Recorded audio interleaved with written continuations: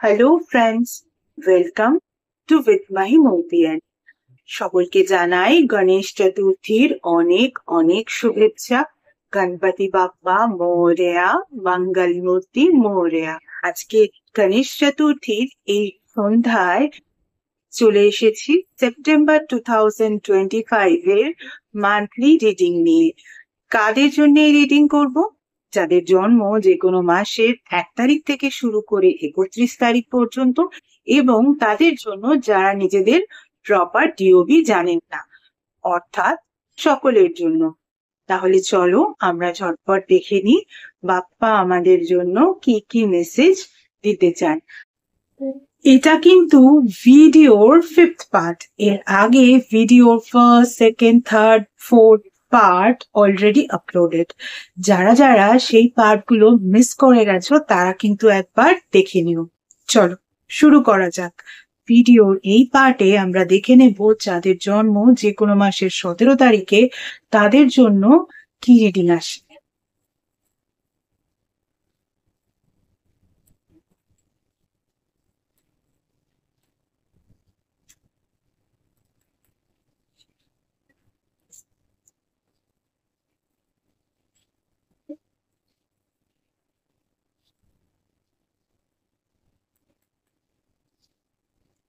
যাদের জন্ম যে কোনো মাসের 17 তারিখে তাদের জন্য যে নাম্বারগুলো ইম্পর্টেন্ট হতে পারে, নাম্বার 44 আর নাম্বার 42।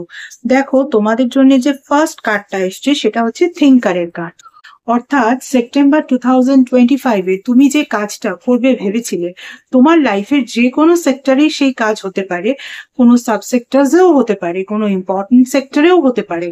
সেই কাজটা করার আগে কিন্তু সেই কাজটা তুমি যেভাবে করবে ভেবেছো সেই ভাবনাটা কতটা ঠিক, কতটা আরো ভাবতে হবে, সেইটা কিন্তু তুমি একটু ভেবে নাও। কারণ বাপ্পা কিন্তু তোমাকে মেসেজ দিচ্ছেন অ্যাচিভমেন্টের। অর্থাৎ তুমি যে কাজটা সেপ্টেম্বর 2025 করবে ভেবেছিলে সেই কাজটা কিন্তু তোমার সাকসেস হবেই হবে। অর্থাৎ তুমি কিন্তু সেই কাজটা যে ফলশ্রুতি তুমি তোমার মতন করে অ্যাচিভ করবেই করবে। কিন্তু সেই কাজটা করবার সময় বা সেই কাজটা করবার আগে একটু কিন্তু ভেবে নেবে। ক্ষেত্রে তোমাকে বলবো, তুমি যেভাবে কাজটা করবে ভেবেছিলে, অর্থাৎ তুমি যেভাবে প্ল্যান চক আউট করেছিলে তার থেকে আরেকটু অন্যরকম ভাবে প্ল্যানটাকে চক আউট করার চেষ্টা করো। তারপরেই দেখো তুমি কিন্তু এই কাজটাকে ভেরি ইজিলি অ্যাচিভ করতে পারছো। যাদের জন্ম যে কোনো মাসের 17 তারিখে তাদের সেপ্টেম্বর 2025 এর জন্য কিন্তু এটাই ডিভাইনের মেসেজ। চলো এবারে যাদের জন্ম যে কোনো মাসের 18 তারিখে তাদের জন্য কি রিডিং আসে একটু দেখে নিন।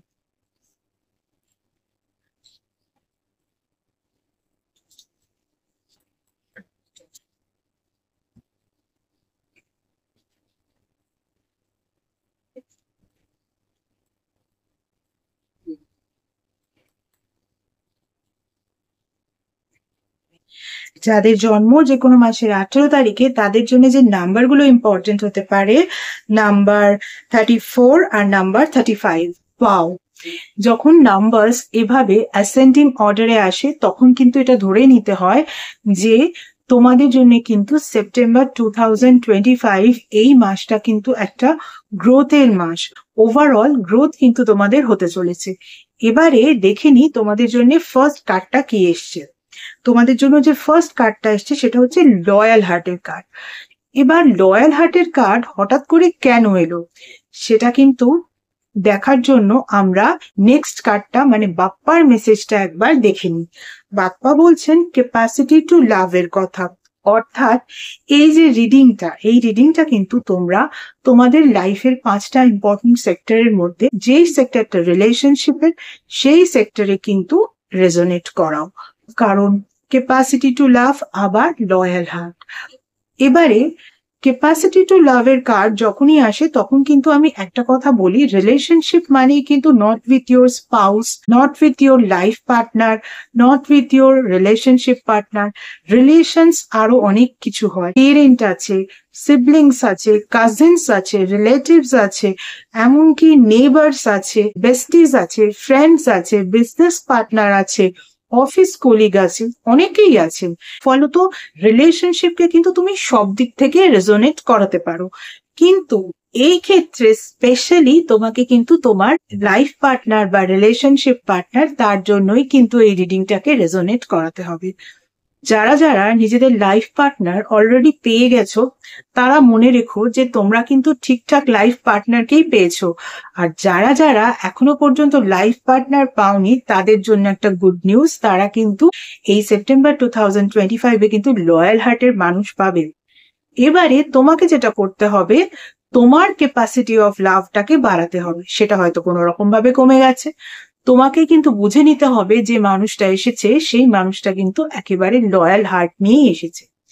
আর যারা অলরেডি ম্যারিড বা যাদের অলরেডি লাইফ পার্টনার আছে, তারা কিন্তু নিজেদের লাইফ পার্টনারকে যদি কোনো সময় কোনো রকম ভাবে সন্দেহ করে থাকো, ডাউট করে থাকো, বা তার ওপর যদি কোনো রকম ভাবে কোনো রাগ হয়ে থাকে, তাহলে কিন্তু তোমরা সেই জিনিসটাকে নিজেদের মন থেকে একেবারে ডিলিট করে দাও।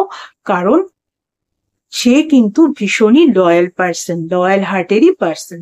চলো এবারে আমরা দেখে নেব যাদের জন্ম যে কোনো মাসের 19 তারিখে, তাদের জন্য কি রিডিং আসে।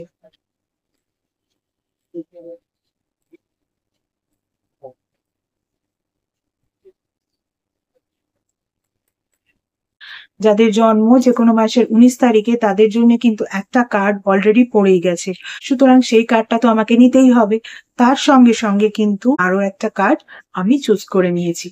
তোমাদের জন্য যে নাম্বারগুলো ইম্পর্টেন্ট হতে পারে, নাম্বার 1 আর নাম্বার 15।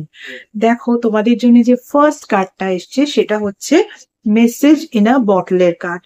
অর্থাৎ এই সেপ্টেম্বর 2025-এ তোমরা তোমাদের লাইফের 5টা ইম্পর্টেন্ট সেক্টর বা আদার্স সাব সেক্টর গুলোর মধ্যে যে সেক্টরে যে কাজই করবে ভেবে থাকো না কেন, সেই কাজের রাস্তাটা হয়তো তোমাদের জন্য একটু কঠিন, কিন্তু তোমাদের যে ডেস্টিনেশন বা তোমাদের কাজের যে জায়গাটা, সেটা কিন্তু একেবারে তোমার জন্যই সংরক্ষিত। মানে ওই যেমন বলে না, রাস্তে মুশকিল হ্যায় লেকিন মঞ্জিল বহুত করিব হ্যায়, এরকম একটা ব্যাপার। তো এখানে কিন্তু তোমার যে ডেস্টিনেশন তোমার জন্য কিন্তু একেবারে সুরক্ষিত। হ্যাঁ, রাস্তাটা হয়তো একটু মুশকিল, সেখানে হয়তো একটু সমস্যা হতে পারে, কিন্তু অত ভাবার দরকার নেই, কারণ বাপ্পা কিন্তু তোমাকে বিগিনিং এর মেসেজ দিচ্ছে। তাহলে এই সেপ্টেম্বর মাসে যদি তুমি লাইফের 5টা ইম্পর্টেন্ট সেক্টরের মধ্যে কোনো সেক্টরে কোনো কিছু শুরু করবে ভেবে থাকো, তাহলে কিন্তু গো আহেড, শুরু করে ফেলো। This is the right time for you to begin something new. বুঝতে পারলে? তাই একদম বাপ্পার আশীর্বাদ নিয়ে যে কোনো কাজ যেটা তুমি শুরু করবে ভেবেছিলে সেপ্টেম্বর 2025-এ, সেটা কিন্তু শুরু করে ফেলো।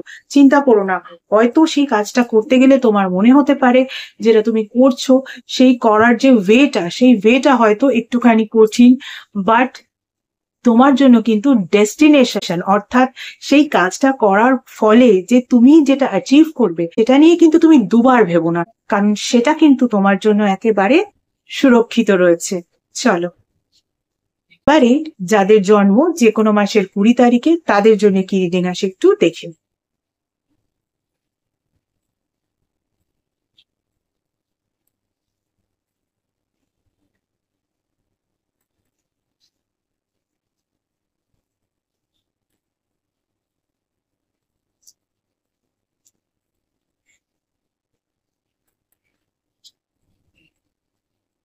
যাদের জন্ম যে কোনো মাসের 20 তারিখে, তাদের জন্য যে নাম্বারগুলো ইম্পর্টেন্ট হতে পারে, নাম্বার 28 আর নাম্বার 47। দেখো তোমাদের জন্য যে ফার্স্ট কার্ডটা এসছে সেটা হচ্ছে বিল্ডিং ব্লকস এর কার্ড।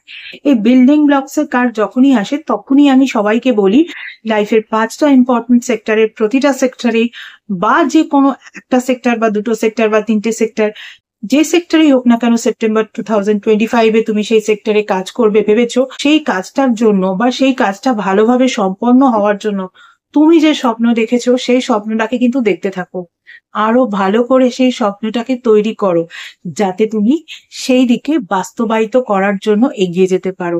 কারণ স্বপ্ন শুধু দেখলেই তো হয় না, সেটাকে তো বাস্তবায়িত করতে হবে, তার জন্য তো কাজও করতে হবে। স্বপ্ন যদি তুমি না দেখো, তাহলে কিন্তু সেই স্বপ্নের বাস্তবায়ন হওয়া এতটাও ইজি নয়।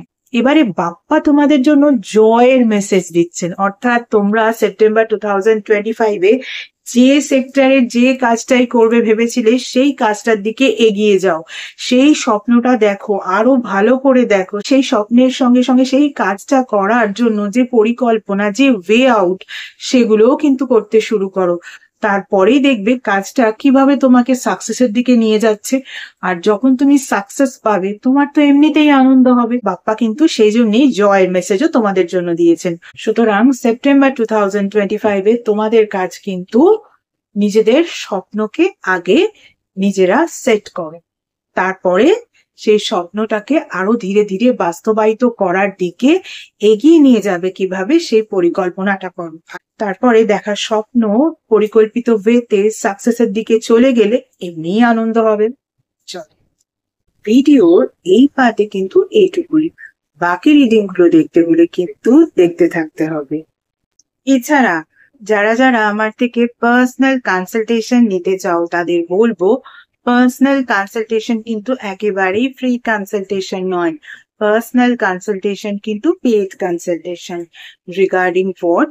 Regarding numerology, vastu, tarot reading, tarot healing, crystal healing, healing with reiki, healing with meditation, healing with symbolism, healing with law of attraction, astrology, palmistry, সনাতন ধর্মীয় পদ্ধতিতে স্পেল কাস্টিং এবং এমন কিছু স্পেশাল রেমেডিজ যেগুলো তোমাদের ওভারঅল ডিটেলস চেক করার পরেই দেওয়া যায়, এভাবে জেনারেলি দেওয়া যায় না, ইত্যাদি বিষয় আমার থেকে কনসালটেশন নিতে হলে কিন্তু স্ক্রিনে যে ইমেল আইডিটা দেখতে পাচ্ছ সেই ইমেল আইডিতে মেল করো তোমাদের অ্যাপয়েন্টমেন্ট বুক করার জন্য। তোমাদের অ্যাপয়েন্টমেন্ট একবার বুক করা হয়ে গেলে তখন তোমাদের টাইম স্লট প্রোভাইড করে দেওয়া হবে এবং কল নাম্বারও প্রোভাইড করে দেওয়া হবে। যেই টাইম স্লট ওয়াইজ সেই নাম্বারে কিন্তু তোমাদের কল করে নিতে হবে। গত 1 বছর ধরে তোমরা যেভাবে আমার ফেসবুক পেজটাকে লাইক, ফলো, শেয়ার করেছো, তোমাদের বন্ধুদেরকে আমার পেজে ইনভাইট করে নিয়েছো, তাদের বন্ধুদেরকেও ইনভাইট করে নিতে বলেছো, ঠিক একই রকম ভাবে আমার ইউটিউব চ্যানেলটাকেও কিন্তু সাবস্ক্রাইব করতে হবে। পাশে থাকা বেল আইকনটাকে ক্লিক করতে হবে আর তোমাদের বন্ধুদেরও বলতে হবে তারাও যেন আমার ইউটিউব চ্যানেলটাকে সাবস্ক্রাইব করে নেয়। এর মতো এটুকুই। Tata, thank you so much.